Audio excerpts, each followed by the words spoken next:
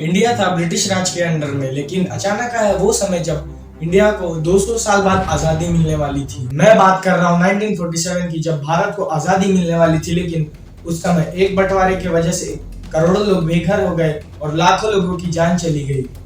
जो लोग कह रहे थे अंग्रेजों को कि देश छोड़कर जाओ, वही लोग देश के बंटवारे की बात करने लग गए। मैं बात कर रहा हूँ मुस्लिम लीग के लीडर मोहम्मद अली जिन्ना की, जिन्होंने कुछ लोगों को भड़का कर ये बंटवारे की बात रखी। मोहम्मद अली जिन्ना चाहते थे कि देश का बंटवारा दो हिस्से में हो, एक इंडिया और एक पाकिस्तान। लॉर्ड माउंटबेटन ने 24 मार्च 1947 को एक रेडियो पर अनाउंस कराया कि हम भारत को जल्दी ही आजाद कर देंगे। तो मोहम्मद अली जिन्ना ने इनसे पाकिस्तान की मांग की, जो कि एक मुस्लिम कंट्री चाहते थे। लेकिन इसके लिए गांधी जी, सरदार वल्लभ भाई पटेल और नेहरू जी तैयार नहीं थे। वो चाहते थे कि यूनाइटेड इंडिया रहे, यानी अखंड भारत। लेकिन कम्युनल टेंशन यानी देश में बड़े सांप्रदायिकता की वजह से सरदार वल्लभ भाई पटेल और नेहरू जी को अपना डिसीजन बदलना पड़ा। गांधी जी बंटवारे के लिए बिल्कुल तैयार नहीं थे। उन्होंने कहा, अगर बंटवारा हुआ तो मेरे लाश के ऊपर से चलकर जाना होगा। तो ब्रिटिश सरकार ने इंडियन इंडिपेंडेंस एक्ट को पास किया और यह ऐलान किया कि देश का दो हिस्सों में बंटवारा होगा, जो कि धर्म के बेसिस पर होगा। एक इंडिया और दूसरा पाकिस्तान। जो चाहता है जहां जाकर रह सकता है।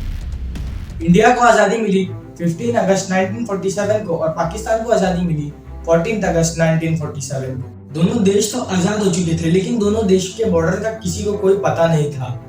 लोग लड़ रहे थे कि ये भारत का हिस्सा है, ये पाकिस्तान का हिस्सा है। इसलिए लॉर्ड माउंटबेटन ने एक आइडिया लगाया और ब्रिटिश लॉयर सिरिल रेडक्लिफ को बुलाया और देश के 3 बंटवारे किए। एक था इंडिया, दूसरा वेस्ट पाकिस्तान और तीसरा ईस्ट पाकिस्तान, जो कि आज बांग्लादेश है। इसके बाद पाकिस्तान से एक ट्रेन आती है जिसमें लोगों के लाश भरे हुए मिलते हैं, जिसमें लोगों को काट दिया गया है। किसी के पैर कटे हुए, किसी के हाथ कटे हुए, तो किसी को पूरा काट दिया गया है। ये देखकर हिंदू और मुस्लिम में दंगा और बढ़ जाता है। देश में एक दूसरे के खिलाफ दंगा करना जाता है। इसके बाद एक नया मोड़ आता है जिसमें भारत और पाकिस्तान की चीजों का बंटवारा होता है, जिसमें भारत को अपने खजाने में से 75 करोड़ रुपए पाकिस्तान को देने थे, जिसमें से भारत ने उन्हें से 20 करोड़ दिए, क्योंकि भारत के पॉपुलेशन भी ज्यादा थी और ऊपर से दंगे की वजह से लोगों का इलाज के लिए व्यवस्था करनी थी। इसलिए डिसीजन ये लिया गया कि पाकिस्तान को सिर्फ 20 करोड़ दिया जाएगा और 55 करोड़ नहीं दिया जाएगा।